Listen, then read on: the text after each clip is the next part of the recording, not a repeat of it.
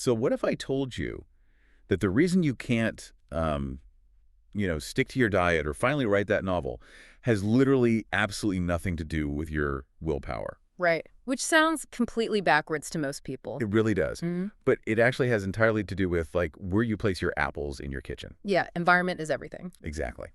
So, welcome to the Deep Dive. Today, we're exploring the invisible architecture of your daily life. The hidden systems, basically. Right. We are breaking down the core concepts from James Clear's massively popular book, Atomic Habits. And we're specifically looking at it through the lens of this really fantastic video summary by the creator Ali Abdaal. It's a great breakdown, really practical. It is. And our mission for this deep dive is actually, I think it's incredibly liberating for you listening right now. Oh, totally. Because we are going to discover why you do not need to make these earth-shattering changes or, move across continents to transform who you are. It really is a massive relief, isn't it? Because when we look at the intersection of psychology, neuroscience, and, well, human behavior in general, the data is incredibly clear. Right. The human brain fiercely resists massive overnight overhauls. Like, it hates them. It just completely panics. Exactly. Evolutionarily speaking, your brain views a sudden drastic lifestyle change. So let's say waking up at 4 in the morning to run 5 miles when you usually sleep until 8. Oh, that sounds miserable. Right, and your brain thinks so too. It views that as a literal threat to your survival. Wow, an actual threat. Yeah, because it burns way too much energy, it disrupts your biological homeostasis, and so your brain's alarm bells just start ringing to shut it all down. Makes sense. But what's fascinating is that the brain responds beautifully, almost effortlessly, to minuscule, consistent changes. Okay, let's unpack this. Yeah. Because to me, this feels exactly like financial compound interest, right? Hmm. But applied to self-improvement. That's a really good way to put it. It's the idea that, like, a tiny daily deposit into your bank account doesn't look like much on a random Tuesday. You don't even notice it. Exactly. Yeah. But decades later, you're sitting on a fortune. So we're talking about applying that exact same mathematical reality to our daily actions. Yeah. So if you are someone who actively despises information overload, or, if you feel completely exhausted by the pressure to reinvent yourself every single January 1st. New year, new me thing. Yes, you can let that go today. You just need 1%. And the math on that 1% is actually staggering. Mm-hmm. If you can manage to get just 1% better at something each day for a whole year. Just 1%. Just one. The compounding effect means you end up 37 times better by the time the year is done. 37 times. That's wild. It's huge. But, time is a double-edged sword here. Well, right, because it works the other way, too. Exactly. If you get 1% worse each day for a year, you decline nearly all the way down to 0. The author actually phrases it perfectly. He says, habits are the compound interest of self-improvement. I love that quote. But I have to push back a little bit here on behalf of human nature. Sure, go for it. Doesn't modern society wire us entirely for instant gratification? Oh, absolutely, 100%. Right, so if I skip the gym today, my biceps don't instantly deflate, right? If I eat a burger instead of a salad, I look exactly the same in the mirror tomorrow morning. Unfortunately, yes. So because we don't immediately see the negative result on day one, the brain just says, hey, no harm done.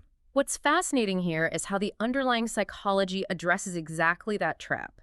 It introduces this concept called the plateau of latent potential. The plateau of latent potential. Okay, what is that? So when we start a new habit, we naturally expect our progress to be a straight, linear line heading upward. We put in a week of work, we expect a week's worth of visible results. Right. Like if you've ever gone for a jog 3 days in a row, looked in the mirror, and got frustrated that you didn't suddenly have a six-pack. You know exactly what this feels like. Precisely. We've all been there. But compounding processes simply don't work like that. So think about an ice cube sitting on a table in a room that is, say, 25 degrees. Okay, 25 degrees. And then the room warms up to 26, 27, 28 degrees. Getting warmer, but still freezing. Right. You're putting in the heat, which represents the work, but the ice hasn't visibly changed at all. It's just sitting there. Exactly. It isn't until you hit exactly 32 degrees that the ice finally begins to melt. Oh, wow. So our work wasn't wasted? Exactly. It wasn't wasted. It was just being stored. But because human beings are incredibly impatient, this delay creates what they call an initial valley of disappointment. The valley of disappointment. Man, that is the exact graveyard where most good intentions die, isn't it? It really is. People put in the effort, they don't see the immediate linear result, and they just give up. They bail right before the 32-degree mark. Exactly. They abandon the compounding process before they reach the temperature where the ice melts. Time magnifies the margin between success and failure. Time will just multiply whatever you feed it. That's so profound. And because we are so, desperate to escape that valley of disappointment, we tend to hyper-focus on the finish line. Right, the goals. Yeah, we obsess over the end goal to kind of drag ourselves through the frustration, like, I just need to lose 20 pounds, or I just need to get this promotion. But the insights we're looking at today argue that this goal-obsessed mindset is entirely the wrong approach. It actually sets us up for failure. It does. And that's a hard pill to swallow. The paradigm shift here is that we need to stop obsessing over goals and focus on building systems instead. Systems instead of goals. Yes. And there is a very deep psychological rationale for this, which the source breaks down into 4 distinct problems with goal setting. Okay, let's hear them. So the first problem is a classic case of survivorship bias. It's the fact that winners and losers actually have the exact same goals. That completely shatters how we usually think about success. Right. Because every single Olympian lining up for the 100-meter dash has the exact same goal. Yeah. Win the gold medal. Every single one of them. And every single candidate applying for a job wants to get the job. So the goal itself literally cannot be the mechanism that differentiates the person who succeeds from the person who fails. Exactly. The goal is just the direction you're pointing. The system is the vehicle that actually moves you there. That's a great distinction. Which brings us to the second problem. Achieving a goal is only a momentary cosmetic change. Okay, what do you mean by that? Well, let's say your goal is to clean your messy room. You can muster up the activation energy, which in chemistry is that massive initial spark of effort required to start a reaction to, finally, just clean it all up. Right. You spend 3 hours on a Sunday scrubbing everything. Exactly. Boom. Goal achieved. Room is clean.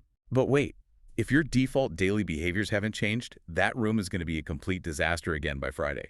That's the core issue. If you maintain what the YouTuber Ali Abdaal jokingly calls waste man habits. Waste man habits. I love that phrase. It's so good. But it's those lazy default behaviors, right? Like throwing your clothes on a chair instead of in the hamper. If you keep doing that, you're just going to be left with a messy room again. Because you only treat it as a symptom. Exactly. You treat it as symptom, not the underlying disease. So you essentially just wrestled your reality into a temporary shape through sheer force of will, but your actual baseline hasn't shifted an inch. Spot on. And that reliance on willpower leads us to the third problem. Goals actively restrict our happiness. How so? Operating with a goal-first mindset creates this really dangerous conditional statement in our brains. We tell ourselves, once I reach my goal, then I will allow myself to be happy. Oh, wow. Yeah, putting your joy on layaway. Exactly. We end up on a hedonic treadmill, continuously delaying our satisfaction until the next milestone. I'll be happy when I get the promotion, and then you get it, and it's, I'll be happy when I get the next one. Which sounds completely exhausting. It is exhausting. And then the fourth problem is that goals are fundamentally at odds with long-term progress. Okay, break that down for me. There is a brilliant quote highlighted in the material. The purpose of setting goals is to win the game. The purpose of building systems is to continue playing the game. Oh, that's really good. That actually makes me think of the example Ali Abdaal uses about his own YouTube channel. Yeah, that's a perfect example. He specifically points out that he refuses to set subscriber goals. He isn't trying to, hit 1 million subscribers by a certain date. Right. Because he's not trying to win YouTube and then pack up and go home forever. He genuinely loves the daily system, the actual process of researching, filming, and editing. And falling in love with that system is what makes the work sustainable for years. That aligns perfectly with a philosophy from Bill Walsh, the legendary Super Bowl winning coach for the San Francisco 49ers, which is heavily referenced here. Oh, what did he say? His entire coaching ethos was simply, the score takes care of itself. The score takes care of itself. So what does this all mean for you listening right now? Yeah, how do we apply this? If I had to put an analogy to it, imagine you are playing a championship basketball game. Okay. If you spend the entire 4 quarters just standing on the court, staring up at the scoreboard, willing the numbers to change, you are going to lose the game. Because you aren't actually playing. Exactly. You win the game by ignoring the scoreboard entirely and focusing exclusively on your footwork, your passing, your physical strategy on the court. Right. The scoreboard is just a delayed reflection of your system on the floor. That is the perfect way to visualize it. Outcomes are merely the lagging results of our systems. Right. If you want a permanent change in your life, you have to stop trying to change the results. The results aren't the problem. That's a huge mindset shift. It is. You need to redesign the systems that organically cause those results to occur in the first place. Okay, I'm completely with you on the theory. But let's look at the reality of being a normal, tired human being. Fair enough. If a system is just an ongoing daily process, like a series of chores and routines, what actually fuels someone to keep that engine running every single day? That's the million-dollar question. Right, because gritting your teeth and relying on willpower only lasts so long before you just burn out. And that's exactly where most people fail, because they try to power their systems with willpower instead of identity. Identity. Yes. This brings us to what is called the North Star of habit change. There are basically 3 layers to changing your behavior. Okay, what are they? The outermost layer is outcomes, so changing your results. Like losing 10 pounds. Right. The middle layer is processes changing your habits and systems. Like going to the gym. Exactly. But the deepest, innermost layer is identity changing your deep-seated beliefs about who you are. The ultimate form of intrinsic motivation is when a habit finally stops being a chore on your to-do list and simply becomes a reflection of who you are. The creator of the summary video actually has a really funny, relatable example of this. Oh, yeah. The diet one. Yeah. He talks about his own struggle to eat healthy and go to the gym. Originally, he used an outcome-based approach. He was like, I want to lose my belly fat, therefore I am going to force myself to follow a strict Tim Ferriss low-carb diet. And how did that go? It was miserable. He hated it. But then he shifted to an identity-based approach. Okay. He started telling himself, I am a healthy person. And he would ask himself, what do healthy people do? Right. Therefore, as a healthy person, I organically choose to eat wholesome food and exercise. And he jokes that maybe, eventually, that identity will naturally make him look like Zac Efron. I mean, hey, we can dream, right? But it's a lighthearted example, yet the underlying neuroscience and psychology are rock solid. Really? Yeah, it comes down to cognitive dissonance. Your brain literally hates it when your actions don't match your beliefs. It creates friction. Exactly. When you try to solve a problem at the outcome level, you are constantly fighting your own underlying self-image. It requires massive cognitive effort to act out of alignment with who you secretly believe you are. But wait, isn't that totally backward to how society teaches us to operate? How do you mean? Well, don't most of us naturally work from outcome to identity? Like, we tell ourselves, if I lose the weight or if I write the book, then I will finally earn the right to call myself an athlete or a writer. Oh, absolutely. We demand the proof before we adopt the identity. If we connect this to the bigger picture, that widespread demand for proof is exactly why behavioral change is so agonizing for most people. Because you're fighting yourself the whole time. Yes, but if you flip the script and genuinely adopt the belief first, I am a runner, I am a reader, I am an organized person, you eliminate the internal friction. Wow. You aren't forcing a behavior anymore. You are simply acting in accordance with your new reality. Willpower is finite. Identity is infinite. Okay, that makes perfect sense. So let's get incredibly practical for you, the listener. Let's do it. Let's say you've adopted this new identity. You are officially a productive person. Yeah. How do you actually engineer your messy, chaotic day-to-day environment to execute on this new identity without relying on that finite willpower? This is where we bridge the gap between psychology and physical reality. Okay. The material breaks the mechanics of habit building down into a 4-stage neurological loop. Cue, craving, response, and reward. Cue, craving, response, reward. Exactly. Your brain runs this loop thousands of times a day without you even noticing. And from those 4 stages, we get the 4 laws of behavior change. Let's walk through these because this is where the rubber meets the road. Law number 1 targets the cue stage, and the rule is make it obvious. Right. This is entirely about environment design. Your brain's visual cortex is incredibly powerful. If a cue isn't in your immediate visual field, it practically doesn't exist. Out of sight, out of mind. Exactly. The goal is to put the triggers for your good habits directly in your line of sight. There is a great personal anecdote in the video about this. The creator had a deeply ingrained daily habit of taking a finasteride pill for hair loss. Okay. But he realized he was vitamin D deficient, and he just kept forgetting to take his new vitamin D supplements. Why couldn't he remember? Because the vitamins were literally sitting inside a closed cupboard on the opposite side of the kitchen. So they were invisible. They were completely invisible. So he simply moved the vitamin D bottle to sit directly in front of the hair loss pill on his desk. Well, that's smart. Bam. Immediate new habit formed, without an ounce of extra motivation. It's a flawless demonstration. He didn't increase his willpower, he just made the cue unavoidable. Exactly. But as we know, just seeing something doesn't mean you actually want to do it.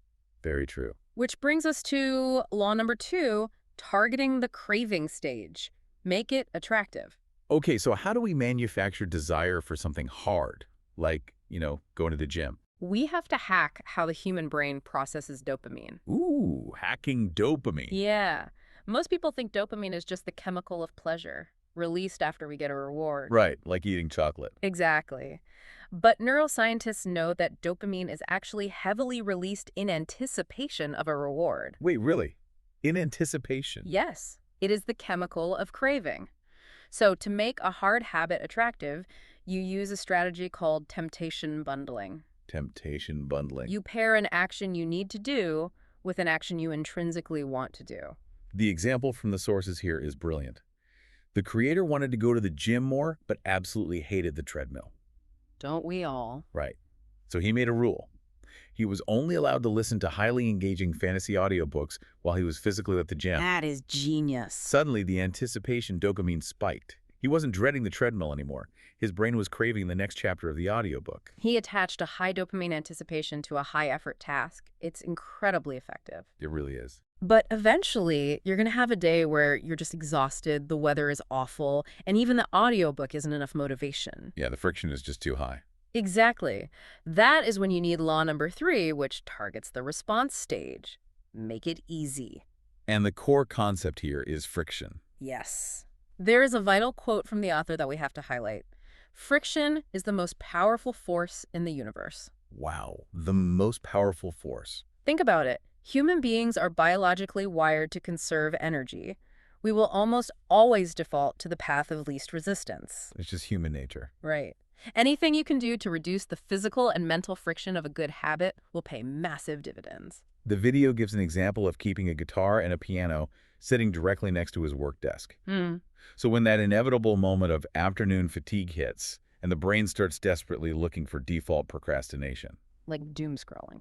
Exactly. The absolute easiest, lowest friction action is to just lean over and practice an instrument rather than walking to another room to turn on the TV.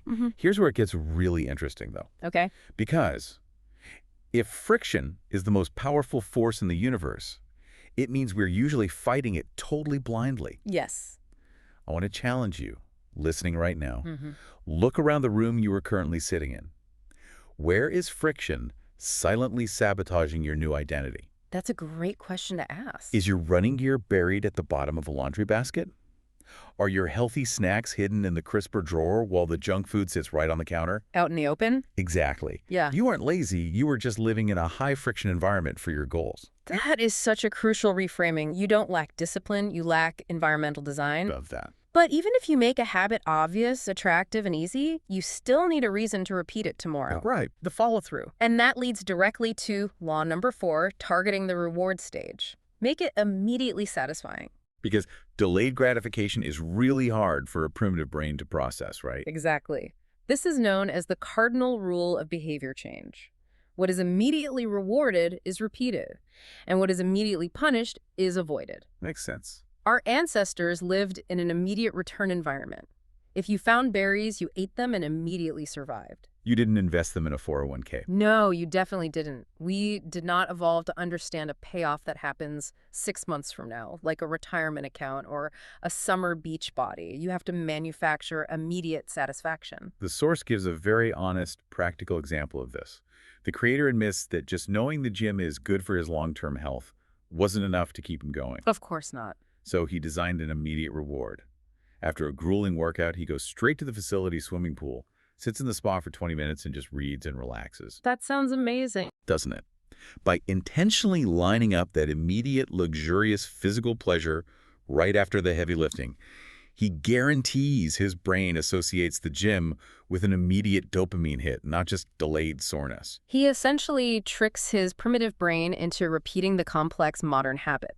Now, it is incredibly important to note that to break a bad habit, you simply take these 4 laws and completely invert them. I'll just flip them around. Exactly. To stop a bad habit, you make the cue invisible. You make the craving unattractive. You make the response wildly hard by adding massive amounts of friction. Put the junk food in a safe, right? Exactly. And you make the reward unsatisfying.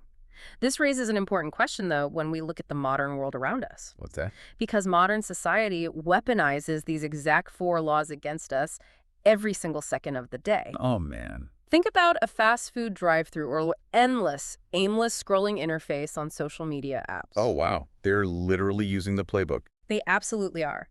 Tech companies and food scientists have engineered the cues to be overwhelmingly obvious. Think bright red notification badges. They're everywhere. They've made the cravings highly attractive. They've made the action incredibly low friction. Just swipe your thumb. And the dopamine reward is immediate. It's a perfect habit loop. It is. They are using the fundamental laws of human behavior change to hijack your attention and your health. By understanding these laws and consciously taking control of your own environment design, you aren't just improving your habits, you are reclaiming your autonomy from a system that is actively designed to exploit your biology. Reclaiming your autonomy. That is such a powerful way to frame it. It's not just about getting slightly more productive so you can be a, better worker bee. Right. It's about taking the steering wheel of your own life back. So let's bring this all back together for you, the listener. If there is one overarching theme to take away from our deep dive today, it is that habits are not a finish line that you cross so you can finally relax. They're not a destination. No, they are a continuous lifestyle that you live. The path forward requires a complete perspective shift. Ditch the obsessive goal setting that keeps you on the hedonic treadmill. Embrace the daily systems instead. Exactly. Do the internal work to change your identity to match the person you genuinely want to become. And above all, manipulate your physical environment so that your desired actions literally become the path of least resistance. It is entirely within your control to architect a life where doing the right thing is actually the easiest choice in the room. It really is. And to close out our deep dive today, I want to leave you with a final thought to mull over. Let's hear it. It builds on what we've just discussed about the immense power of friction. If friction truly is the most powerful force in the universe, and we know we can use environment design to reduce friction for our personal individual habits, Right. what happens when we apply this to the relationships in our lives? Take a hard look at your environment. Are you inadvertently making your most important human connections high friction, like keeping your phone on the dinner table or working in rooms with closed doors? Oh, I'll do that. While making isolating digital habits completely low friction? How could you redesign your physical space today, right now, to make a positive, meaningful human interaction the absolute path of least resistance? What an incredible question to leave off on. Seriously. Thank you for joining us on this deep dive. Keep questioning your environment, keep learning about how your own mind works, and we will see you back here for the next deep dive.